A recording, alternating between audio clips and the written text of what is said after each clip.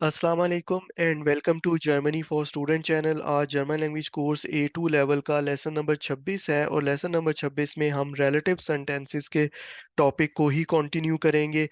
Last lesson में हमने nominative case को कवर किया। आज के लेसन के अंदर हम देखेंगे कि अगर रिलेटिव सेंटेंस में रिलेटिव प्रोनाउन हमारे पास अकुजाटिव केस में हो तो फिर हम कौन से एक सेंटेंस स्ट्रक्चर को फॉलो करेंगे और उसकी एग्जांपल्स कुछ देखेंगे। रिलेटिव सेंटेंस को बनाने के लिए हमें रिलेटिव प्रोनाउन की ज़रूरत होती है और रिलेटिव प्रोनाउन हमारे पास डेफिनेट आर्टिकल्स होते हैं जो कि हम A1 लेवल के अंदर ऑलरेडी पढ़ चुके हैं। अकुजाटिव केस के अंदर डेफिनेट आर्टिकल हमारे पास मास्कुलिन नाउन के लिए होता है डेन, जिसको हम रिलेटिव सेंटेंस में रिलेटिव प्रोनाउन के तौर पे इस्तेमाल करेंगे। फेमिनिन नाउन के लिए अकुजाटिव केस में डेफिनेट आर्टिकल होता है डी और इसको हम रिलेटिव सेंटेंस में अगर इस्तेमाल करना चाहेंगे रिलेटिव प्रोनाउन को तो हम डी का इस्तेमाल करेंगे। इसी तरह नोएटर नाउन में हमारे पास जो अकुजाटिव में डेफिनेट आर्टिकल होता है वो होता है 10 और इसी 10 को हम एज अ रिलेटिव प्रोनाउन के तौर पे इस्तेमाल करेंगे रिलेटिव सेंटेंस में। प्लूरल में हमारे पास डेफिनेट आर्टिकल होता है अकुजाटिव केस में डी और अगर हमने रिलेटिव सेंटेंस में इस रिलेटिव प्रोनाउन को इस्तेमाल करना होगा तो हम डी का इस्तेमाल करेंगे। अब हम देखते हैं कि इस केस में हमारे पास सेंटेंस स्ट्रक्चर क्या होगा। क्योंकि रिलेटिव्स आर्ट्स जो है वो एक नेबन्स आर्ट्स होता है इसलिए इसका एक हॉप्स आर्ट्स होता है। हॉप्स आर्ट्स में हम सिंपल सेंटेंस स्ट्रक्चर को फॉलो करते हैं जिसमें सब्जेक्ट पहली पोजीशन पे आएगा, उसके बाद सेकंड पोजीशन पे वर्ब आएगा, वर्ब को हम सब्जेक्ट के लिहाज से कॉन्जुगेट करेंगे और जुमले की तीसरी पोजीशन के ऊपर ऑब्जेक्ट आएगा। यहाँ पे हमारे पास प्रेपोजिशन भी आ सकती है या एडजेक्टिव वगैरह भी आ सकता है।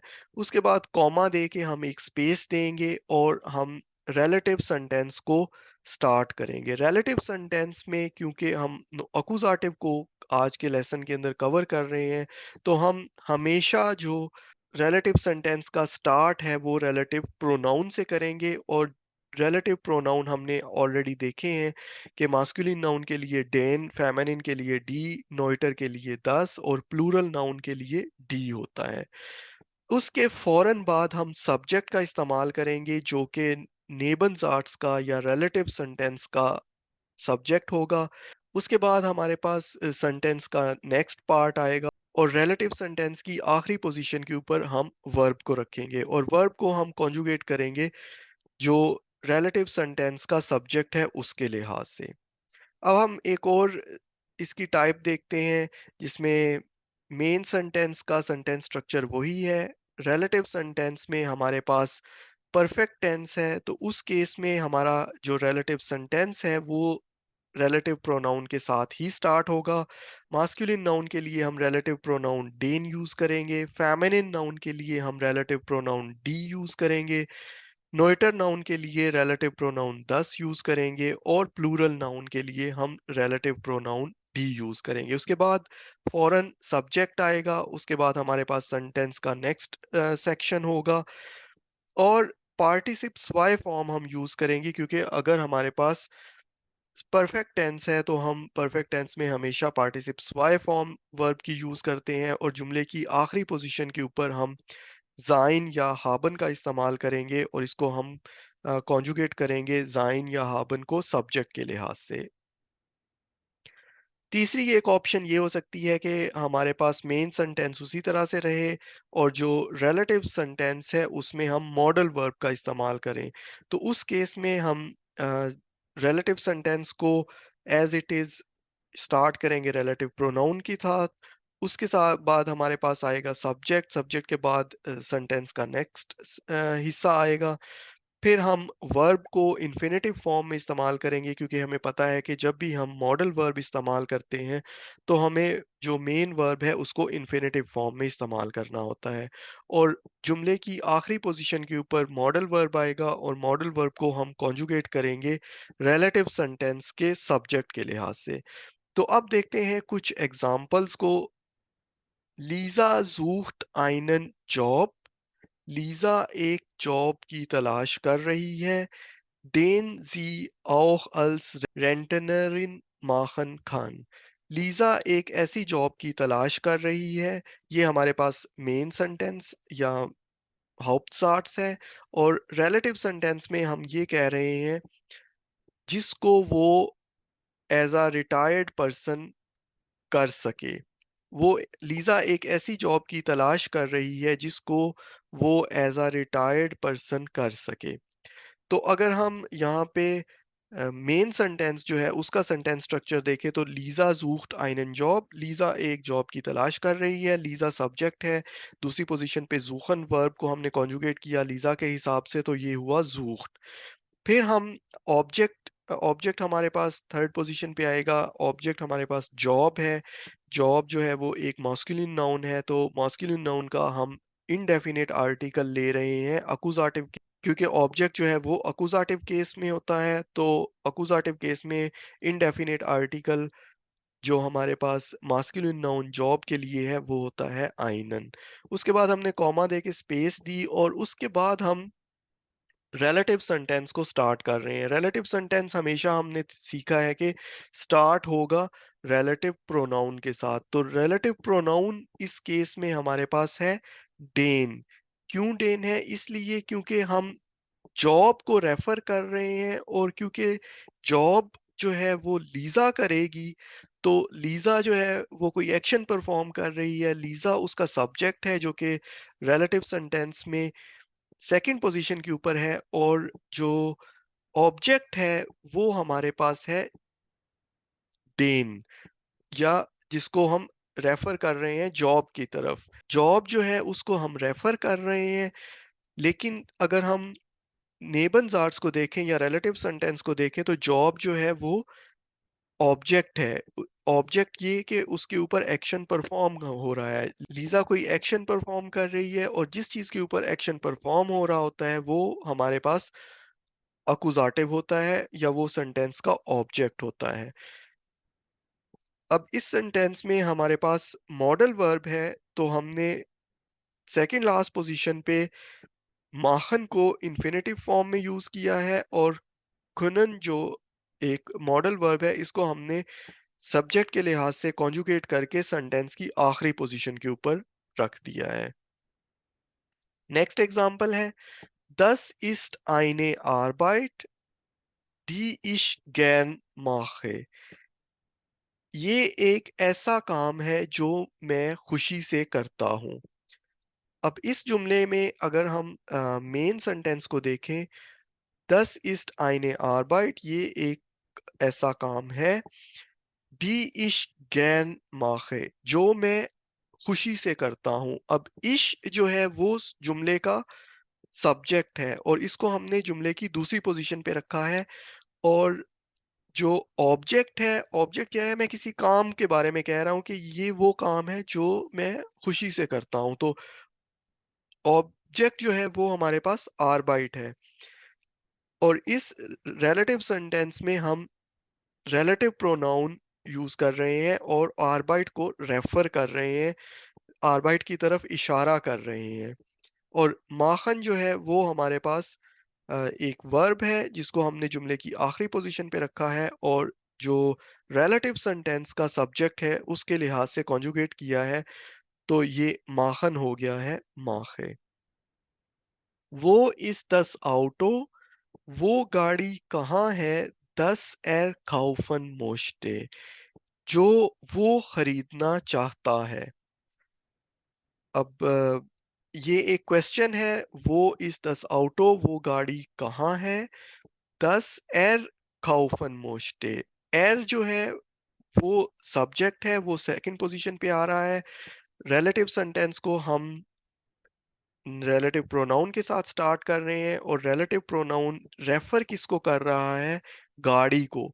तो क्योंकि वो गाड़ी खरीदना चाहता है इसलिए गाड़ी के ऊपर कोई एक्शन परफॉर्म हो रहा है। गाड़ी जो है वो ऑब्जेक्ट है ऑब्जेक्ट जो है वो अकुजाटिव केस होता है। तो दस एयर एयर मींस मतलब वो थर्ड पर्सन सिंगुलर और इसमें हम फिर मॉडल वर्ब यूज कर रहे हैं मोस्टन तो उस केस में हमारे पास जो मेन वर्ब है वो इन्फिनेटिव फॉर्म में सेकंड लास्ट पोजीशन के ऊपर आता है खाउफन खाउफन ही रहेगा और जो मॉडल वर्ब है उसको एर के हिसाब से कॉन्जुगेट किया हुआ है। Hier sind die Formulare, ये है वो form die du ausfüllen musst, जो तुमने फिल करने हैं। Hier sind die Formulare, ये वो फॉर्म है die du ausfüllen musst, जिन्हें तुमने फिल करना है। अब इस केस में भी हम डू जो है वो इस नेबनज़ार्ड्स का या रिलेटिव सेंटेंस का सब्जेक्ट है और फॉर्म्स को क्योंकि फिल करना है तो फॉर्म्स के ऊपर एक्शन परफॉर्म होना है। जिस चीज़ के ऊपर एक्शन परफॉर्म हो रहा हो वो ऑब्जेक्ट होता है और ऑब्जेक्ट जो है वो अकुज़ाटिव केस होता है। अब फ़ॉर्मूलागे क्योंकि प्लूरल है तो उसके लिए जो रिलेटिव प्रोनाउन है वो होता है डी। तो डी के साथ हम जुमला स्टार्ट करेंगे और फिर उसके फौरन बाद सब्जेक्ट आएगा, सब्जेक्ट है डू। और इस केस में हम क्योंकि मॉडल वर्ब यूज़ कर रहे हैं तो हमें जो मेन वर्ब है उसको इन्फिनिटिव फॉर्म में रखना है और जो मॉडल वर्ब है उसको जुमले की आखिरी पोजीशन पे रख के उसको सब्जेक्ट के लिहाज से कॉन्जुगेट करना है। तो म्यूसन हो जाएगा मोस्ट। एक और एग्जांपल देखते हैं। दस इस डेयर कंप्यूटर, ये वो कंप्यूटर है डेन एर गेस्टन बेनुट्स्ट हट, जिसे उसने कल इस्तेमाल किया था। अब इस केस के अंदर 10 इज़ द कंप्यूटर, ये वो कंप्यूटर है डेन एर गेस्टन बेनुट्स्ट हट, जिसे उसने कल इस्तेमाल किया था। अब डेन यहाँ पे हमने अ, इस्तेमाल किया है, इस रिलेटिव सेंटेंस को हमने रिलेटिव प्रोनाउन के साथ स्टार्ट किया है। डेन इसलिए इस्तेमाल किया है क्योंकि कंप्यूटर जो है वो एक मास्कुलिन नाउन है और मास्कुलिन नाउन के लिए जो रिलेटिव प्रोनाउन अकुजाटिव के अंदर होता है वो होता है डेन। अब हमने अकुजाटिव के अंदर क्यों लिया है? क्योंकि कंप्यूटर को उसने कल इस्तेमाल किया था। तो एर जो है वो सब्जेक्ट ऑफ सेंटेंस है क्योंकि उसने कोई एक्शन परफॉर्म किया है और कंप्यूटर के ऊपर कोई एक्शन परफॉर्म हुआ है, इसलिए कंप्यूटर जो है वो हमारे पास अकुजाटिव केस में है और इसको हम के लिए हम रिलेटिव प्रोनाउन अकुजाटिव केस से लेंगे जो होता है डेन और इसके साथ हम अपना जो रिलेटिव सेंटेंस है वो स्टार्ट करेंगे। उसके बाद एर सेकंड पोजीशन पे सब्जेक्ट ऑफ सेंटेंस आता है, फिर गेस्टन बेनुट्स्ट हट इस्तेमाल किया था।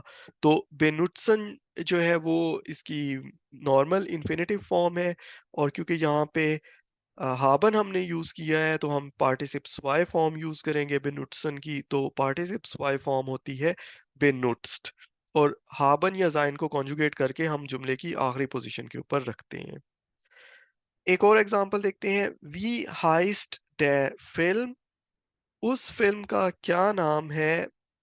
Den wir heute gesehen haben, जिसे हमने आज देखा है।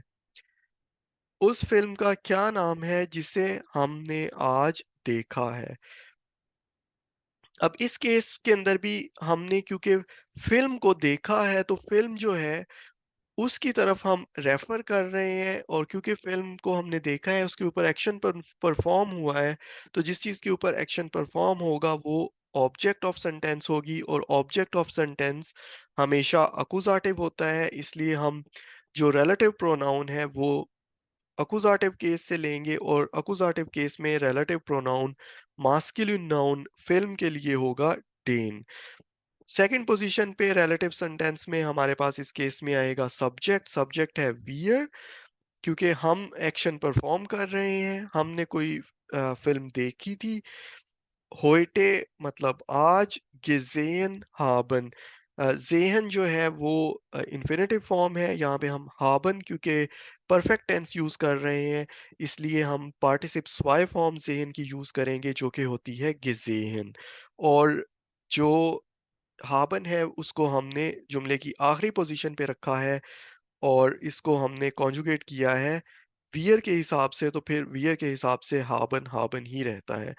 तो आई होप कि आपको ये कॉन्सेप्ट क्लियर हो गया होगा रिलेटिव सेंटेंसेस का इतनी एग्जांपल्स के बाद। अगर फिर भी आपके कुछ क्वेश्चंस हैं तो आप अपने क्वेश्चन कमेंट में ज़रूर पुट करें। मिलते हैं फिर नेक्स्ट वीडियो में। अल्लाह हाफ़िज़।